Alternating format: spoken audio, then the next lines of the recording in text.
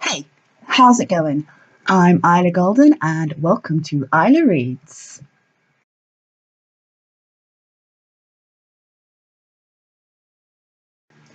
Hey little one, can you come here a minute? With the dinner dishes cleared away and Pico out playing with a friend from down the street, Echo felt like it was time to talk to her son about his picture. Unlike Miss Fairchild, her concern wasn't the size of the tree man, but the actual scene itself. She had to make sure he wasn't worried or upset about what had happened. Obediently, Synth ran towards her, and she piled him up onto her lap before moving them both into the kitchen and parking her chair under the kitchen table. She already had his picture laid out waiting for them. She'd asked Miss Fairchild for it just in case the old teacher decided to look more closely and see the real problem. I like your picture. She held it up for both of them to look at. Is that what happened the other day, when Pico ran off on her own? Uh-huh, he nodded. Tree Man came save us. Is that what you saw happen? Even though Echo believed the centralization of his imaginary friends was less important than Miss Fairchild did, she was still curious about it. Mm-hmm. It was scary fast, and Tree Man make wall. It was scary, wasn't it? Are you still scared about what happened? It's okay if you are. Murmur's still a little scared herself. No. It was unusual for Synth to actually use no instead of nuh-uh, so the fact that he was using it here was probably to emphasize just how much he meant it. Tree Man save, always. I see. She felt a little relieved her son wasn't dwelling on what happened in a negative way. And what about school? Is there anything in school that makes you feel sad or scared? Nuh-uh. He shook his head. I like it most when we draw. We don't draw all the time. Well, there are places you can go after school's finished where they draw all the time. Would you like that? Mm-hmm. Pico too? Yes, Pico too, if she wants to. Can we go now? His eyes turned pleadingly up towards her. No, little one, we can't go right now. I have to find a nice one first. But we will go soon. Draw now? Okay, she smiled down at him. How about we make a picture to thank Tree Man for saving us? We could even stick some bits to it and make it part drawing, part collage, if you like. Yay! Big one? Only if you're a big boy and help Murmur get everything out and put everything away again after. Uh-huh. He was already wriggling to get off her lap. Letting him go, she took one more curiously long look at his drawing. Could it be possible Tree Man had really been the one to save them, or had her son just put him in as a placeholder because he couldn't see who really had? There was no way she could know for sure, and she didn't know how she felt about it. Still, her son appeared to be happy enough, and that was all that really mattered, so why worry, right? With the kids finally in bed, Echo turned her attention towards a pile of scripts stacked in her study. If she didn't get a part in Lilith's production of The Next Heartbeat, then she was going to have to pick another project to work on. Since she'd just finished a run of one of her own plays, it was time to stage someone else's work. That was the way she liked to do it, alternate between her own and other people's for the sake of variety. Pulling in behind her main desk, she got out a notepad and pen before pulling the top script down from the stack. It was an experimental play for a small ensemble cast by a relatively new writer.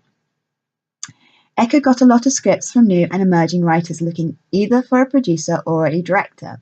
Because she really wasn't much further ahead of them, from their point of view, an emerging talent liked to band themselves together. Unfortunately, it meant she ended up wading through half-baked concept pieces and plot-hole-riddled messes. Still, Echo had found by returning constructive criticism to them, 9 times out of 10 the next piece they sent her was a lot more promising. She just opened the script's cover and was making a few notes in regards to the cast list when she heard what sounded like a chair falling over in the kitchen. It made her start more than a little, but figuring one of her 2 beloved children had gotten out of bed for a drink of water, she didn't worry too much about it. Turning her attention back to the script, she began scanning through the setup for the opening scene, the telekinetically controlled pen scribbling down every important note which came to mind. She had just begun scrutinizing the first lines of dialogue when another loud noise emanated out of the kitchen. Sighing, she made her way out of the study and into the kitchen to put whichever one of her adorable little devils it was back to bed. The kitchen was at the opposite end of the house to the bedrooms. And the only way to get to the bedrooms was through the hallway Echo was travelling along. So when she reached the kitchen and found it empty, her mild annoyance rolled into curious worry. Rolling herself fully into the kitchen, she turned on the main light and took a proper look around. All the chairs were upright, although one of them was a little further away from the table than it should have been. In an attempt not to let herself become too freaked out, Echo pushed the chair back into place. As she did, she couldn't help but notice the small pile of acorns on the table. Her eyes glanced towards the window above the sink. For many years now, an unseen squirrel friend had been visiting them and leaving little piles of acorns. It amused all of them, especially Synth, who actively tried to find ways of increasing their visitations so he could catch a glimpse of their little friend. It hadn't happened so far, and Echoe wasn't sure it ever would. Until now it had felt magical, special. But as she stared up at that window and watched it bang open and shut with the wind, she wondered if they'd really been doing the right thing. Because, as cute as it'd been in the past, they'd never confirmed with any certainty what had been coming in. And anything big enough to knock the arm out of place. Echoe really didn't want to finish that thought. Instead, she used her telekinetic abilities to put the arm back in place, with the window in a slightly more closed position than before. She then turned and began making her way out of the room. But as she did, something about the fridge doors caught her attention. For a long moment, she didn't know what was wrong. Then it hit her like a ton of bricks. The picture she and Synth had spent the evening making was gone. Just like with the acorns, pictures disappeared from their fridge all the time. So much so, Echoe was pretty certain if they were to move the fridge, they would find a whole stack of the kids' pictures buried under and behind it. Usually, the pictures disappeared after they'd been up for a week or more, not on the first night. Synth was going to be devastated in the morning.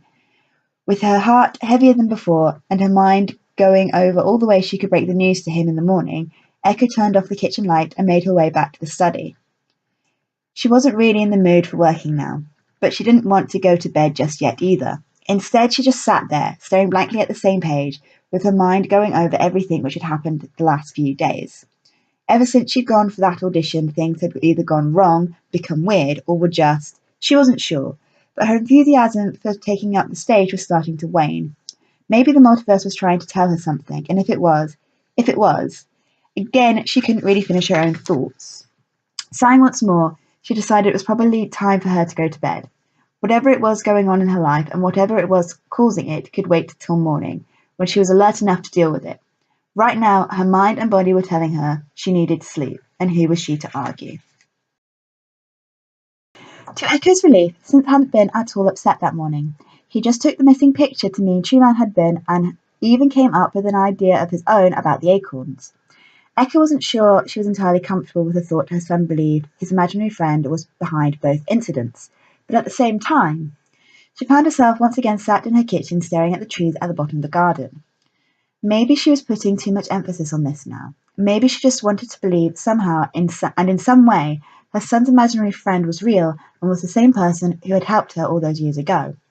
But if that were true, if her saviour had really been there all these years watching over them, why hadn't he made himself known to her? Sighing heavily, she forced herself out of the kitchen and into her study. Just because she'd wasted most of the morning deep in her own thoughts didn't mean she had to waste the whole day. This time, she turned on the computer sat on a secondary desk in the corner of her room and loaded up some orchestral music, turning the volume down to a comfortable background level. Just as she was setting herself up again, she heard the front door open and the familiar sound of footsteps move towards her study. "Hey, X." Nia half leaned in through the doorway. "I've just popped round to pick up a few of my old pieces. You don't mind, do you?" "Let me guess," she half smirked at him. "You're doing another one of those workshops at Alster Rosemary's?" "Yeah," he grinned. "It's the fourth time she's asked me back now, and it really does make me wonder why I never became a teacher." "You didn't become a teacher because it would have eaten into the time you need to create your own masterpieces," she chuckled. "True," he laughed. "I guess one workshop every 6 months or so is enough for me, especially when I have a shop to run and a family to shower with affection. It's a wonder I actually have time to carve as it is." "Oh, you always make the time," she narrowed her gaze a little. "Usually when you're supposed to be watching the shop. Hey, it's not like I nip into the back room to work on one of my larger pieces. I always stay on the shop floor, and you'd be surprised how many times people have bought the ones I've been whittling whilst they've been there." I know. And honestly, if you didn't do something whilst you were watching the shop, you'd go a little stir-crazy." "Right," he laughed again, before disappearing up the hall towards his old room. The music was loud enough to stop her from being able to hear Nia's rummaging. Using her telekinetic ability to make notes, she began scanning through the first couple of scenes of the play she'd started looking at the night before. After about 10 minutes of this, Nia once again appeared in the doorway. In the time he'd been searching for the contents of the box he was now carrying, he'd put his long hair up into a high ponytail. "I take it you're going straight here to the workshop, then?" "How?" he said at her for a moment, before a look of realization crossed his face. "Haha, yeah. He wiggled his head so his ponytail bounced a little. I forgot I had a really obvious tell. You don't mind if I drop this box back round when I drop the kids back tonight, right? No, I don't mind. That room is still yours as far as I'm concerned. For a moment a pleased smile spread across his face. Then a look appeared in his eyes as though he'd remembered something, and, giving a slight cough, he lowered his head. You know it won't be like this forever. I'm just keeping stuff here right now because Cleo's flat's so small. We will get our own place, a bigger place, eventually. It's just, well, nothing we've looked at so far has felt right. He shifted his gaze away. You'll find something when you're meant to. Echo flashed him a smile, hoping it didn't look as forced as it felt. And even when you do, I never want you to feel like this isn't your home too. This is where your children are, after all. I know, he smiled back at her. I guess I'd better be going then. He went to move, but visibly hesitated. Are you okay? She studied him for a moment. Yeah, well, actually, X, there is something I've been meaning to ask you about. Oh? Yeah, he gave a nervous laugh. It's just, you see, I'd like it if the kids could spend a night at mine and Cleo's every now and then. When you get a new place, you mean? She frowned slightly. Well, yeah, definitely then, but, well, I know Cleo's place isn't huge, but she does have a pull-out couch the kids could use, and, well, I miss the sound of their sleeping. What does Cleo think about this idea? She's all for it. I see. Echo felt her throat pulled tight. Well then, I'll think about it. Look, if you'd rather we waited until we had a proper setup, I understand, but they are my kids too, X. I know, that's why I said I'd think about it. I would also like to ask them what they think about the idea. Yeah, a look of relief spread across his face. That sounds good to me. Shouldn't you get going now? She narrowed her gaze on him as he continued to hesitate in the doorway. Yeah, sure. I should leave you to your work, right? He laughed. See you later, X. Goodbye, Nia. For a moment she sat there trying to pick out his footsteps over the percussion section as he made his way back out of the house. It made her feel strangely sad, although she couldn't quite place a finger on why. Sighing heavily, she turned her attention back to the script in front of her. She really wasn't in the mood for this. She was about to put it away and get herself an early lunch when a strange thought hit her. This was the second time she'd found herself not in the mood for script reading, which could only mean one thing. The script she was trying to read was not her next project. For a moment she gave a strangely bemused laugh and shook her head. Some people with Strek abilities had visions of the future. Others just had really strong instincts about certain things. Echo fell into the latter category, and his strong instincts were always connected to her work. It was why she'd been so unusually successful in her relatively short career, because her instincts never steered her wrong. Before she left the study, she turned the volume up on the computer so the music would be loud enough to hear in the kitchen. Once there, she allowed her eyes to carefully scan through the large variety of sandwich fillers, but just as she made up her mind what to have, the house phone started ringing. With the fridge still open, she reached for the wall phone next to her. Hello, this is Echo Sweet Charm. Echo, darling, I'm so glad you're in. Lilith's voice sounded down the line to her. Oh, hey, Lilith. How are the open auditions going? She used her shoulder to keep the phone to her ear as she pulled out the ingredients she needed for her sandwich. Better now the wisps have finally disappeared. So, have you made any casting decisions yet? Echo tried not to sound too keen. Actually, darling, that's exactly why I've called you. I need you to come in for a second audition as soon as you're able. There are certain casting decisions I need to finalize, so I want to see how well the chemistry gels between you all. Sure. She was glad Lilith couldn't see the massive smile growing on her face. I'm just about to have a spot of lunch now, but I could be there by about 1:30 if that's any good. Good, darling, it's perfect. You'll all be arriving about the same time. I'll see you soon, darling. See you soon, Lilith. Bye. Enjoyed what you've heard so far? Please consider subscribing to find out when the next part's being released. Thanks for watching. See ya!